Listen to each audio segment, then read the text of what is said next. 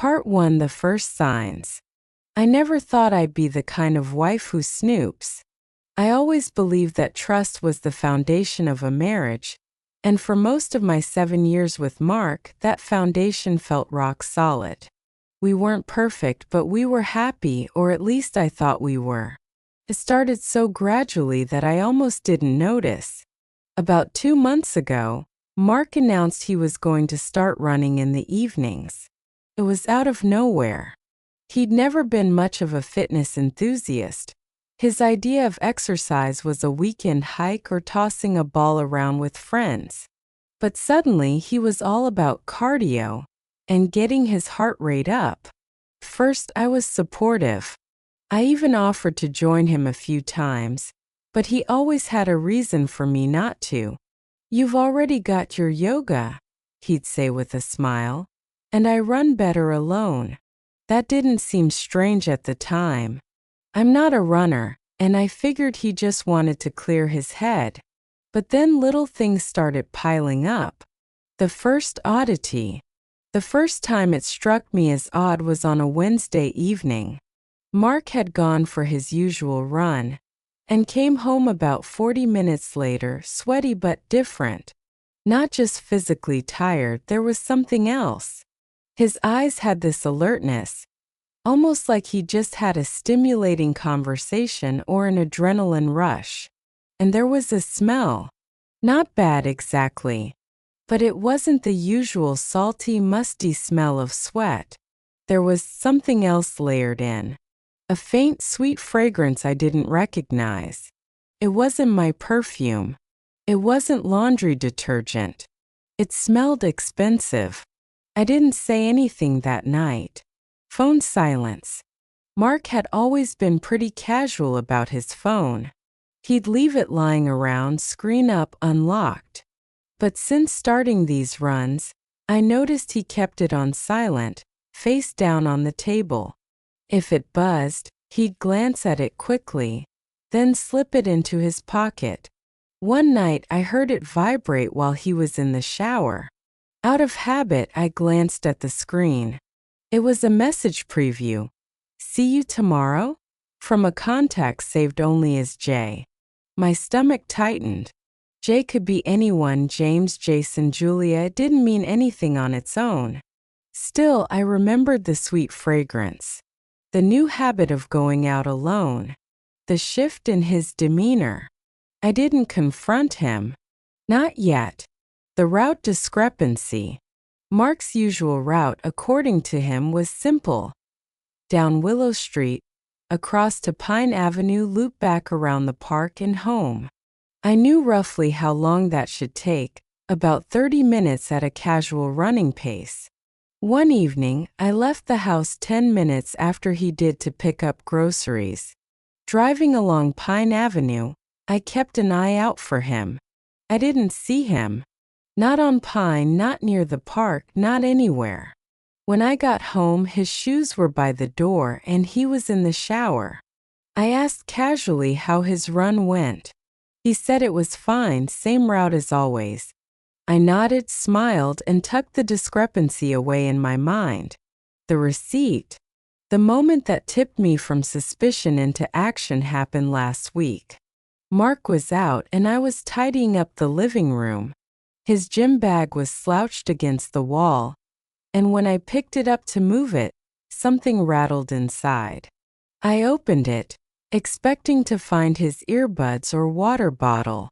Instead, I found a small crumpled paper receipt from a cafe I'd never heard of.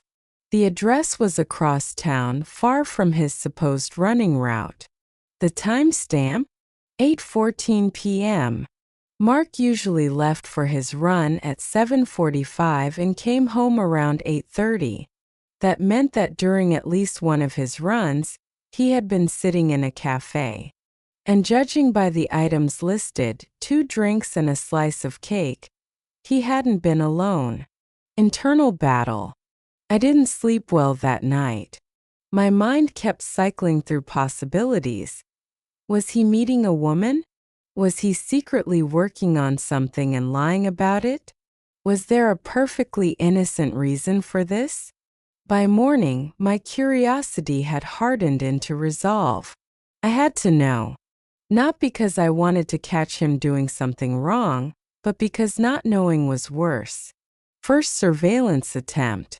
The next evening, I pretended I had a Zoom call for work that would keep me busy. Mark kissed me on the cheek, laced up his sneakers, and jogged off into the dusk. I waited 2 minutes, then grabbed my keys and quietly followed in the car.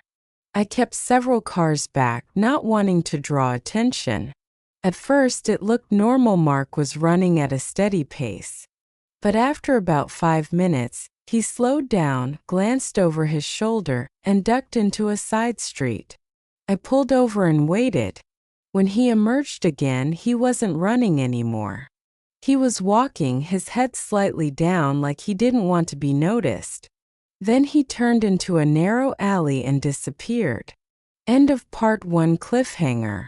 I sat there gripping the steering wheel, my pulse racing. I could follow him deeper, risk him seeing me, or I could turn around, pretend I saw nothing, and try to keep my life intact for one more night. I didn't turn around. Part 2 into the alley. The alley wasn't one of those movie scene shortcuts with flickering lights and shadowy figures. It was narrower, quieter, lined with the backs of buildings, loading doors, dumpsters, and the faint hum of air conditioning units. I parked a block away, locked my car, and followed on foot, my sneakers barely making a sound on the cracked pavement. The sky was still a deep indigo, that strange in-between where street lamps have fully taken over but the day hasn't entirely died. Mark's figure was ahead, easy to spot in his gray hoodie and black running shorts. He walked with purpose. Not the loose, swinging gait of someone cooling down after a run, but the focused pace of a man heading somewhere he didn't want to linger in transit. The building without a name. Halfway down the alley, he stopped in front of an unremarkable brick building. It had no sign, no neon lettering, no windows on the first floor. Just a single black door with a small keypad to the right. Mark glanced around. My heart pounded so loudly I was sure he'd hear it, then tapped in a code. The lock clicked. He slipped inside and the door shut behind him. I froze. What the hell kind of building was this? The waiting game. I leaned against the opposite wall, pretending to scroll my phone in case anyone walked by. 10 minutes passed. Then 20.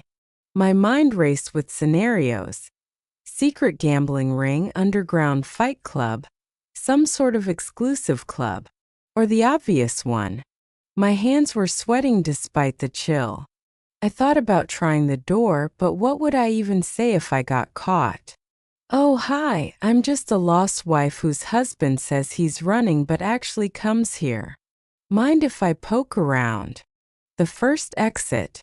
At the 30-minute mark, the door opened. Not Mark, someone else. A man in his 50s, wearing a button-down shirt and carrying a leather satchel. He didn't look dangerous, but he did look aware, the kind of person who clocked his surroundings without making it obvious. He walked off toward the street without a glance in my direction. The door shut again. Another 15 minutes passed. Then it opened once more. Her. She stepped out first, a woman in her late 20s, maybe early 30s. Tall, athletic build, dark hair pulled back into a braid. She wore a fitted coat and carried a canvas tote. And she was smiling. Not just any smile. That soft, private kind of smile you give someone who makes you feel something. Mark followed her out. His hoodie was unzipped now, revealing a plain black t-shirt. His face. God, I know his faces. I've memorized every expression. And this one was new. He wasn't laughing or grinning, but there was a warmth in his eyes, a gentleness, that twisted my stomach into knots. They talked briefly, standing close enough that their sleeves brushed. Then she touched his arm lightly, almost absent-mindedly, and started walking away. Mark watched her go for a few seconds before turning in the opposite direction. Damage control mode. I ducked behind a dumpster until he was far enough ahead. He started jogging again, heading toward home. I hurried back to my car and drove a different route, making sure to arrive just after him. When I walked in, he was in the shower just like always. The smell of his soap filled the bathroom hallway, masking any other scents.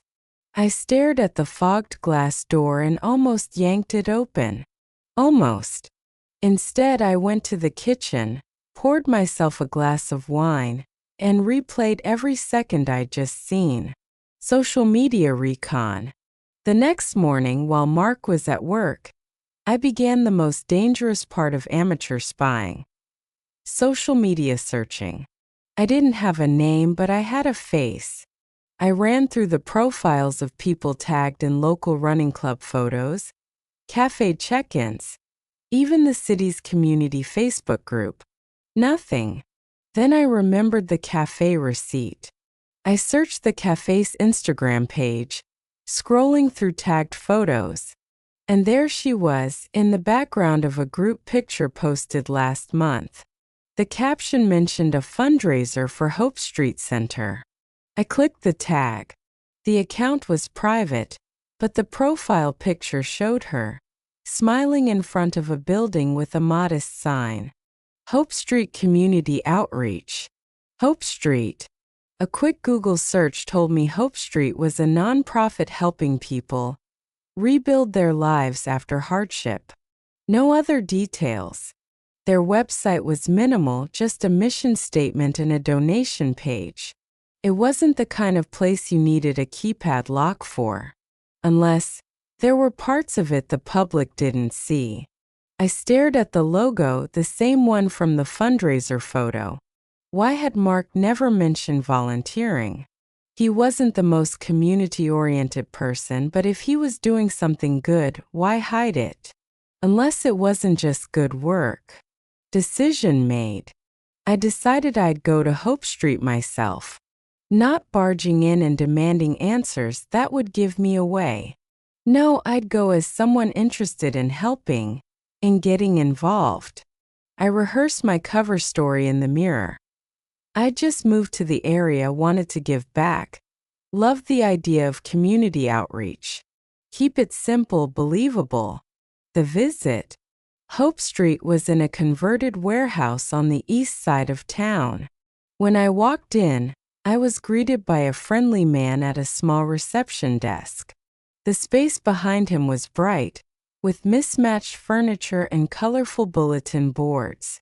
He handed me a pamphlet and explained they ran a food pantry, job training workshops, and temporary housing referrals. It all sounded perfectly wholesome, but I knew there was more. Her again. And then she walked in. The same woman from the alley. She was carrying a box of donated clothes, her braid a little messier than the night before. She smiled politely at me before disappearing into a side hallway. I wanted to follow, but the receptionist was watching. A hint. As I was leaving, I passed two volunteers chatting by the door. One of them, a woman about my age, said quietly, "He was here late again last night, in the upstairs room with Jenna. Wonder what they're cooking up." My ears burned. Jenna. Now I had a name. I walked to my car slowly, my heart pounding. Upstairs room. Cooking something up. The words looped in my head like a drumbeat. Back at home. That night, I couldn't look at Mark without thinking of Jenna's hand on his arm. He seemed normal, maybe even in a better mood than usual. He asked if I wanted to watch a movie, and I said I was tired. When he left for his run, I almost told him I knew, but I didn't. Not yet. The breaking point. 2 nights later, I was back in the car, following him again. This time I parked closer. I waited outside the black door, heart racing until I saw him leave, holding a thick white envelope. Jenna was with him. She reached up, hugged him tightly, and whispered something in his ear. He smiled soft, private, and walked away. I gripped my phone so tightly my knuckles ached. I had my proof, or at least I thought I did. But I still didn't know the why. And I was going to find out. Part upstairs. There's a point in any investigation, real or imagined, where curiosity stops being innocent. When you realize you're not just checking in anymore. You're digging for something that might hurt you. I had crossed that point. A name, a door, a secret. Now I had a name, Jenna. And I had a location. The upstairs room at Hope Street Center.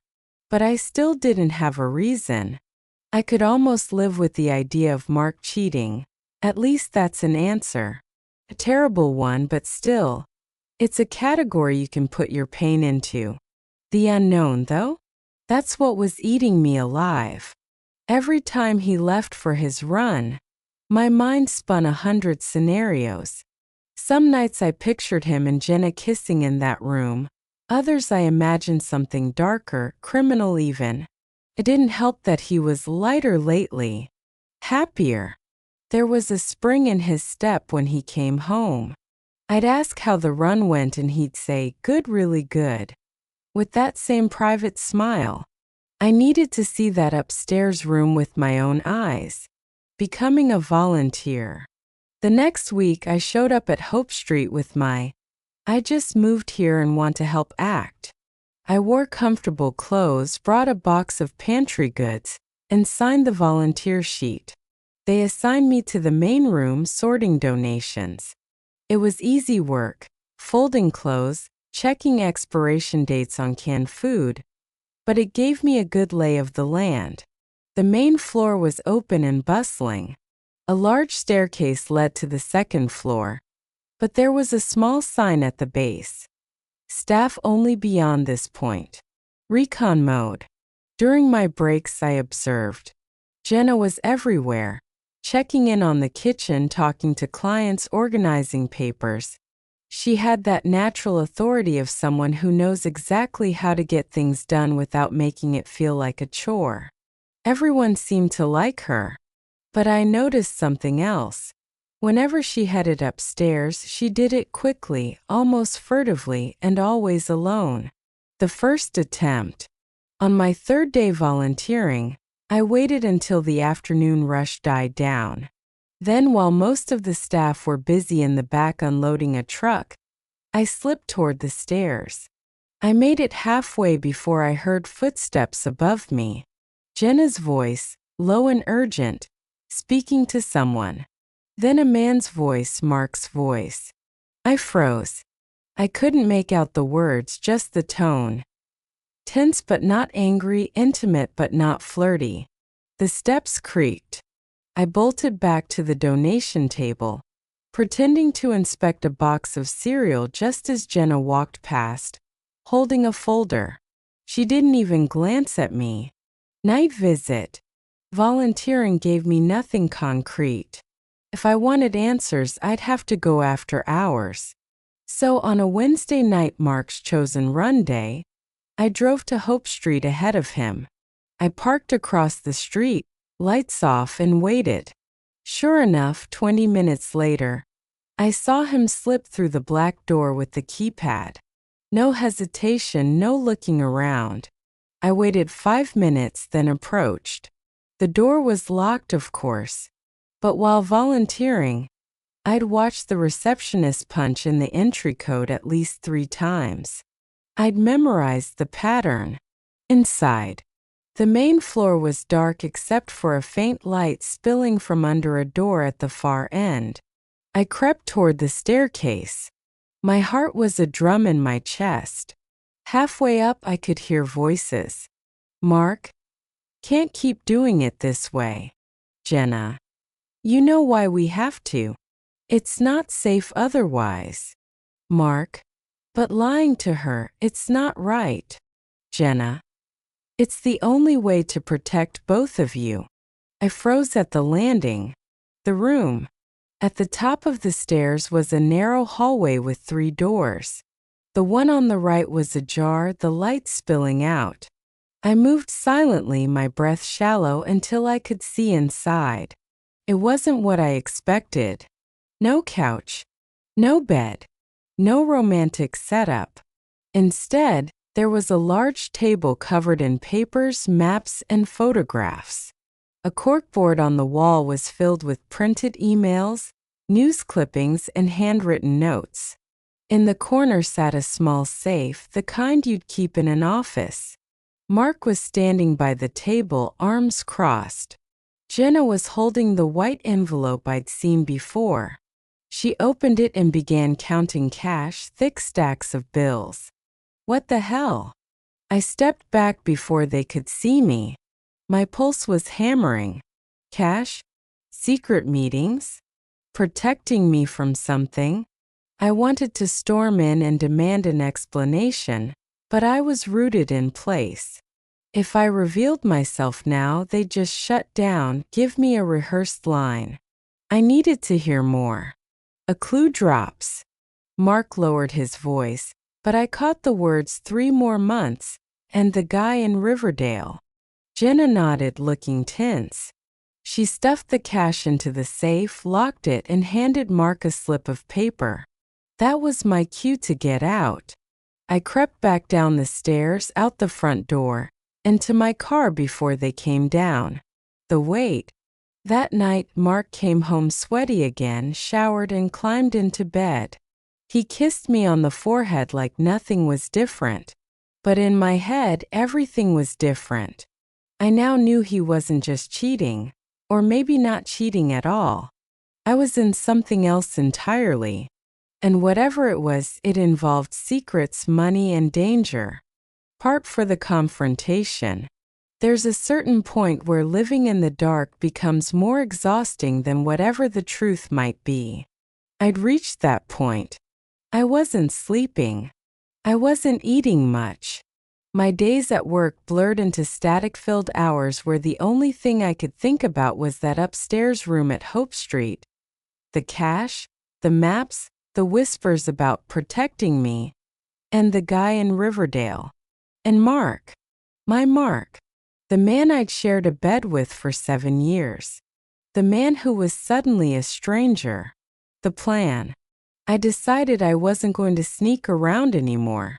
I was going to corner him where he couldn't dodge or deflect. No joking it off, no changing the subject. That Friday night, when he laced up his sneakers for his run, I didn't pretend to be busy.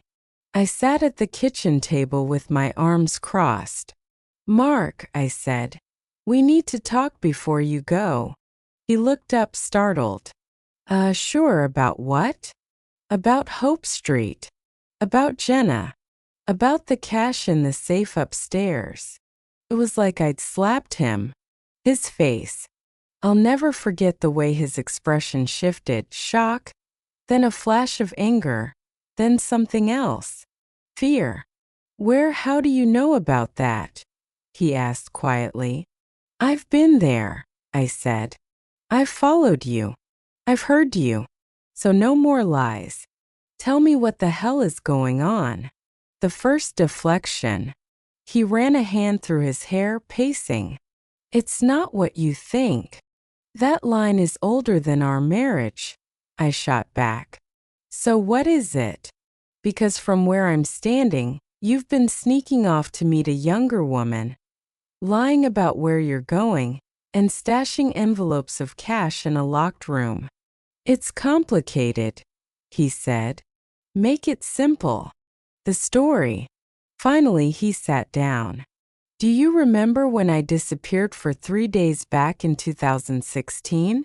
The time I told you I'd been in a car accident and was in the hospital?" I nodded. I remembered too well. He'd come home with bruises and a stitched eyebrow, looking like hell.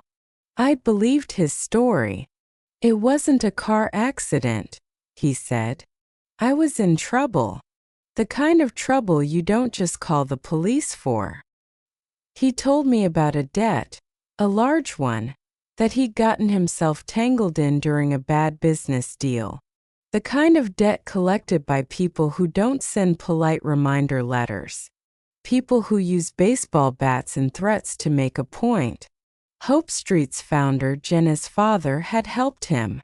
Paid off the debt in exchange for Mark agreeing to help them off the books whenever needed. The favors.